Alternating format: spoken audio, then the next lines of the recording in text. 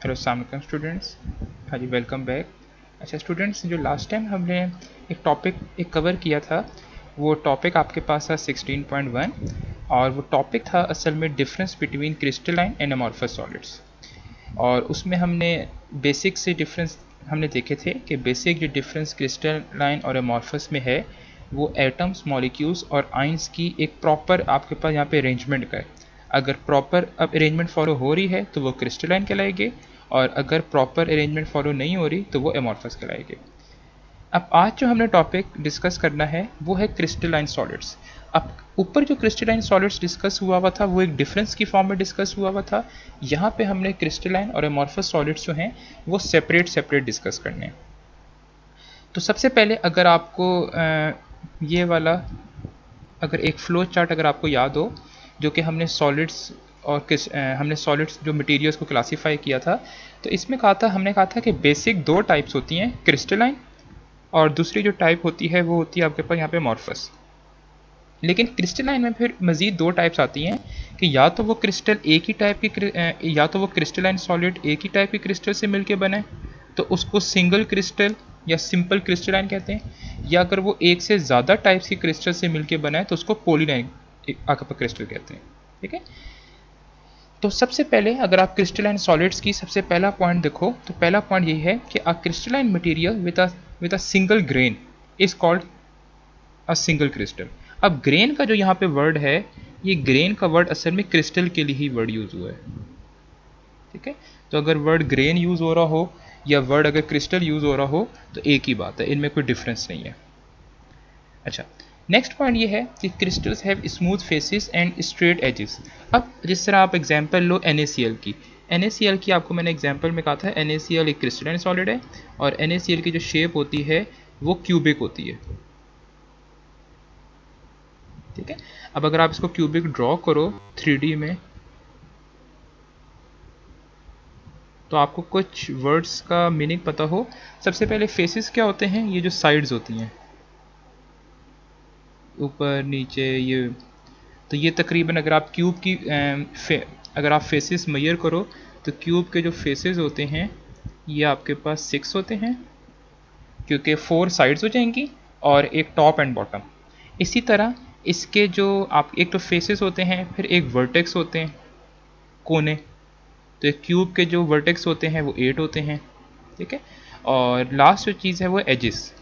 अब एजिस क्या होते हैं, एजिस उन लाइंस को बोलते हैं जो कि वर्टेक्स को मिलाती हैं। तो अगर आप इस डायग्राम में काउंट करो तो ये मेरे एक वर्टेक्स, एक एच, दो, तीन, चार, पाँच, सॉरी, चार जो हैं। अब एजेस वो आपके पास टॉप पे हैं, चार एजेस जो हैं वो नीचे हैं, और चार एजेस जो हैं वो साइडों पे भी हैं। तो अगर आप ये भी देखो, ये भी एजेस हैं। ठीक है। तो टोटल एजेस जो होते हैं वो 12 होते हैं। ठीक है। तो ये बेसिक सा है। तो इसमें ये कह रहा है कि क्रिस्टलाइन जो सॉलिड्स होते हैं उनके फेसेस स्मूथ होते हैं, मतलब उनके जो वो पार्ट्स होते हैं बड़े स्मूथ हो गए, कोई उनमें आपके पास यहाँ पे जो होगा आपके पास यहाँ पे वो चीज़ ना फ्रिक्शन नहीं कॉज कर पाएगी। ठीक है, क्योंकि जो स्मूथ चीज़ें होती हैं वो फ्रिक्शन कॉज नहीं कर पाती। तो ये चीज़ है। फिर नेक्स्ट कह रहा है कि इनके जो अब एजेस हैं वो स्ट्रेट हैं। तो आप इनके अगर एजेस नोटिस करो, एजेस इनके बिल्कुल यहाँ पे स्ट्रेट है, कोई इनमें ऐसा आपके पास यहाँ पे रफनेस नहीं है। नेक्स्ट जो पॉइंट है वो ये है क्लेविज प्लेन। अब क्लेविज प्लेन क्या होता है, क्लेविज प्लेन समझाने के लिए मैं आपको एग्जांपल देता हूँ माइका की। माइका एक मटेरियल है,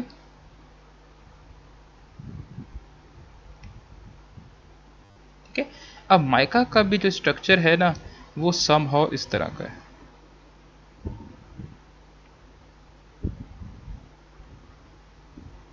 ठीक है। अब ये सवाल पैदा होता है कि अगर मुझे माइका को कट करना हो, दो हिस्सों में डिवाइड करना हो, तो वही बात है, मेरे पास इसको डिवाइड करने के दो तरीके हैं। या तो मैं इसको इस तरह किसी चीज़ से कट करूं, या इसको मैं सेकंड मेथड से कट करूं। तो डेफिनेटली जो आपके माइंड में आएगा वो सेकंड मेथड आएगा, क्योंकि इस तरह इसको कट करना आसान है as compare to this one. ठीक है।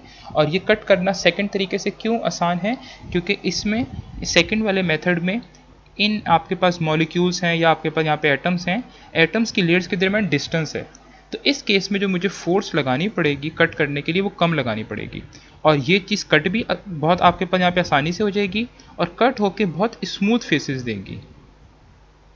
मतलब कट होके जो हिस्से मिलेंगे ना इस तरह आपको, वो बहुत ज़्यादा स्मूथ पार्ट्स हो गए। मतलब ये चीज़ जो है ये बहुत ज़्यादा स्मूथ होगी, इसी तरह ये पार्ट भी स्मूथ होगा। सेकंड, फर्स्ट वाले केस में भी हो सकता है कट हो जाए, लेकिन इस केस में फोर्स बहुत ज़्यादा चाहिए होगी, और हो सकता है कि जब वो कट होके पार्ट हमें यहाँ पे मिले भी तो वो पार्ट कुछ इस तरह का।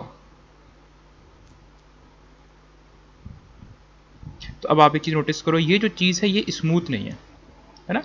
तो इस चीज़ को बोलते हैं क्लेवेज प्लेन, कि आप किस प्लेन से किसी चीज़ को काटो और उसके जो फेसेस हैं आपको स्मूथ मिले। ठीक है, तो इसमें आप एक देखो वही कह रहा है कि when a crystal is broken अब it cleaves along certain perfect directions, कि अगर आप इसको किसी परफेक्ट डायरेक्शन में आप इसको अगर यहाँ पे कट करो तो वो जो है वो क्लेवेज हो जाता है, मतलब दो हिस्सों में डिवाइड हो जाता है। फिर कह रहा है कि in a large single crystal similar planes of atoms are parallel to each other, जैसे हमने माइका की एग्जांपल दी कि आपके पास माइका की केस में जो क्लेवेज प्लेन्स होते हैं वो उन अब एटम्स की लेयर्स के पैरेलल होते हैं।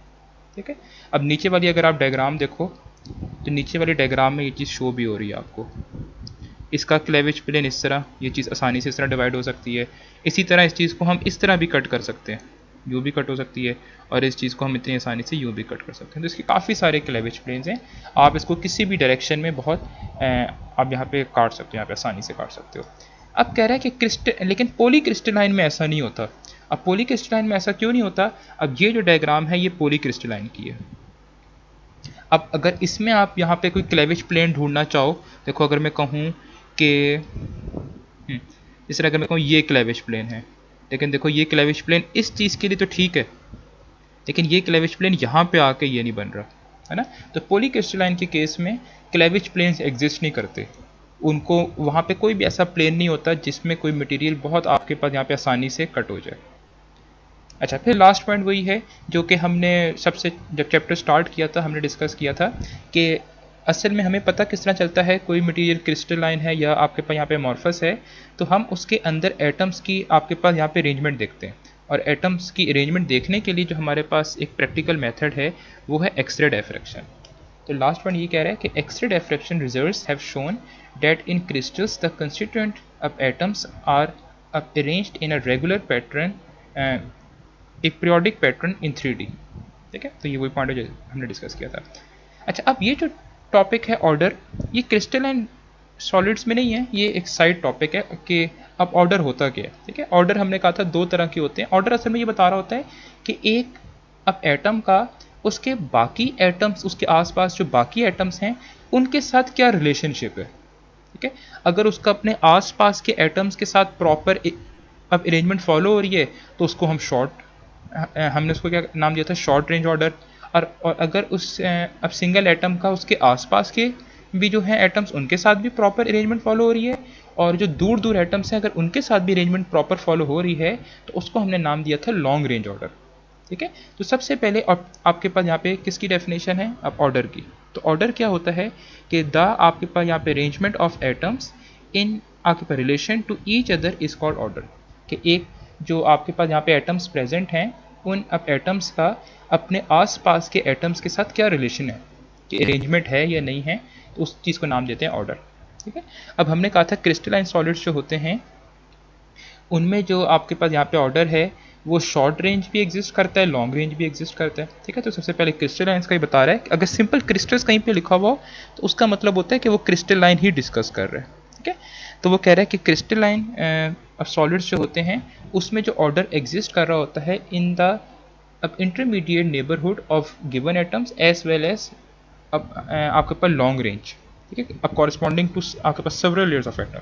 तो वही मतलब है कि इसमें जो अब ऑर्डर होता है वो इंटरमीडिएट है, बहुत ज़्यादा भी एग्जिस्ट कर रहा होता है और बहुत कम भी बीच का भी एग्जिस्ट कर रहा होता है। ठीक है, तो लास्ट में ये कह रहा है कि crystals possess both short range and long range. ठीक है, तो ये सारे पॉइंट्स जो थे ये क्रिस्टलाइन के बारे में थे, ये सारे आपसे MCQs वगैरह में पूछ सकते हैं। नेक्स्ट हमारे पास टाइप है आपके पास नॉन क्रिस्टलाइन, ग्लासी सॉलिड्स, सोडो सॉलिड्स, या इसको हम यहाँ पे मॉर्फस सॉलिड्स भी नाम देते हैं। तो ये भी हमने ऊपर डिस्कस किया था लेकिन यहाँ पे इसको जो है हम मज़ीद एक आगे पर डिटेल में डिस्कस करेंगे। अब सबसे पहले हमने कहा था एमॉर्फस सॉलिड्स में जो होते हैं एटम्स की जो अरेंजमेंट होती है रैंडम होती है ना। तो वो कोई भी अब ऑर्डर फॉलो नहीं करते। अब कोई भी अब ऑर्डर का मतलब है कि वो लॉन्ग रेंज अब ऑर्डर फॉलो नहीं करते, लेकिन शॉर्ट रेंज आपके पास ऑर्डर फॉलो करते हैं। तो पहला पॉइंट ये है कि इन एमॉर्फस सॉलिड्स द आपके पास यहाँ पे arrangement of atoms is random and the constituent particles does not possess a regularly आपके पास अब अरेंजमेंट। ठीक है, तो उनमें जो एक ऑर्डर होगा वो कोई भी ऑर्डर ऐसे प्रॉपर फॉलो नहीं हो रहा होता सिवाय शॉर्ट रेंज के। अच्छा, अब शॉर्ट रेंज में अगर मैं कह रहा हूँ कि इसमें ऑर्डर फॉलो होता है तो उसका मतलब ये है कि अगर मैं बहुत करीब से जाके देखूँ ना इनको, तो मुझे कुछ कुछ छोटी छोटी जगहें ऐसी नज़र आएंगी जहाँ पे ऑर्डर फॉलो हो रहा होगा। ठीक है, तो वही चीज़ सेकंड पॉइंट में डिस्कस की है कि इसमें पार्टिकल्स अरेंज्ड होते हैं लेकिन up to a very small region, बहुत छोटे छोटे रीजन्स में अरेंजमेंट फॉलो हो रही होगी, लेकिन वो जो अरेंजमेंट होगी ना वो बाकियों से डिफरेंट होगी, इसलिए हमें दूर से देखने में अरेंजमेंट नज़र नहीं आएगी।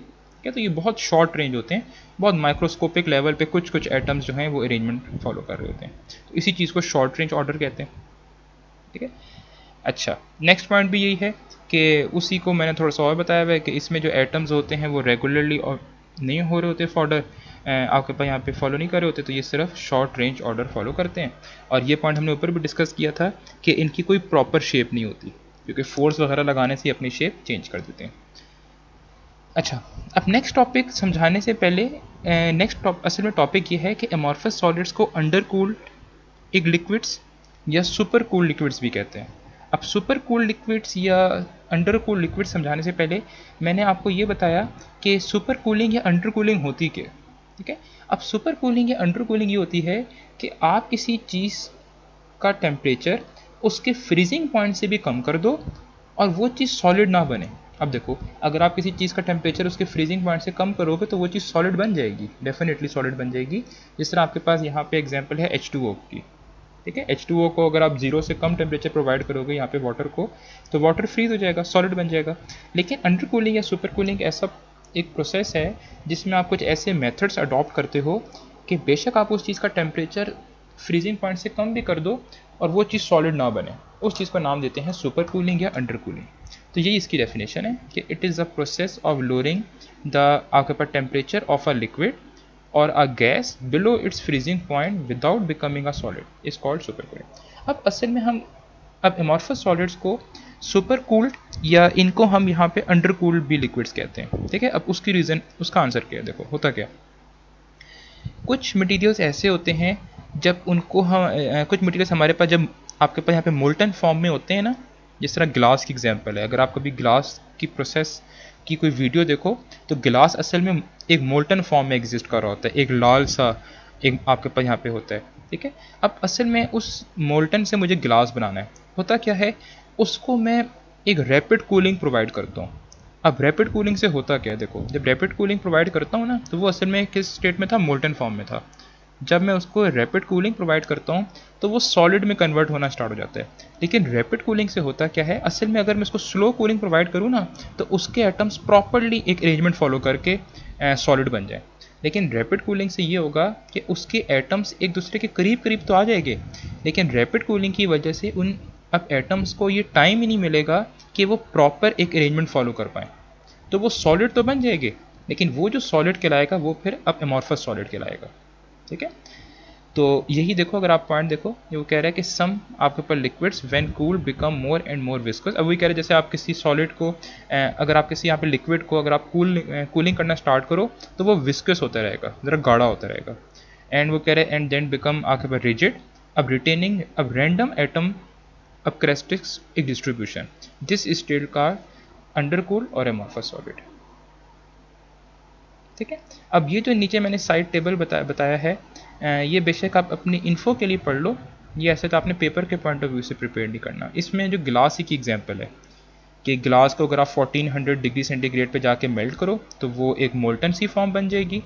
फिर उसको अगर आप एकदम से लो टेम्परेचर प्रोवाइड करो जिसको हम सुपर कूलिंग कहते हैं, तो उससे होगा क्या, उससे ये होगा कि वो जो मोल्टन फॉर्म था वो ग्लास की फॉर्म में तो कन्वर्ट हो जाएगा, लेकिन होगा क्या कि उसके जो एटम्स को टाइम ही नहीं मिलेगा कि वो प्रॉपरली, देखो लास्ट में लिखा भी है कि इस केस में एटम्स, आयंस या molecules do not find time to arrange themselves. तो वो अपनी फिक्स पोजीशंस पे तो आ जाएंगे लेकिन अरेंजमेंट नहीं होगी, इसलिए उनको एमॉर्फस सॉलिड्स कहते हैं। तो ये दोनों टॉपिक थे क्रिस्टलाइन और एमॉर्फस के बारे में। इनकी आप बुक से भी रीडिंग आप लाजमी किएगा। कोई भी अगर आपको इसमें प्रॉब्लम हो तो नीचे कमेंट्स बॉक्स में लाजमी बताइएगा, ठीक है। तो आज के लिए अब इतना ही है। इंशाल्लाह नेक्स्ट लेक्चर में हम स्टार्ट करेंगे पॉलीक्रिस्टलाइन सॉलिड्स। Thank you.